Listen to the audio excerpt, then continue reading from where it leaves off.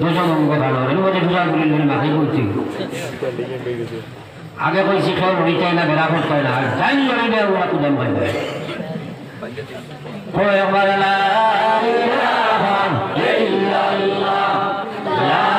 ইলাহা ইল্লাল্লাহ লা ইলাহা ইল্লাল্লাহ মুহাম্মাদুর রাসূলুল্লাহ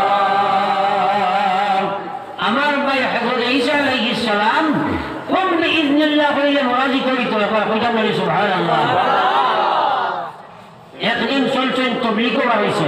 এক পথিক জোয়ানে হইল হুজুরাই আপনার লোকে আমি দিতাম চলছে তার লোকে মানুষটা বড় রুগী আছে এখন কোন জীবনের রাস্তাঘাটে হাটে মাঠে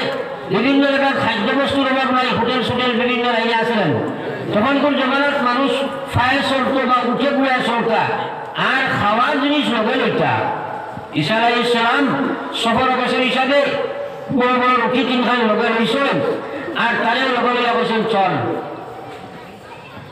বেশি জায়গা আটিয়ে বাবার বাদে ক্লান্ত পরিশ্রান্ত হইয়া খেয়াল হইল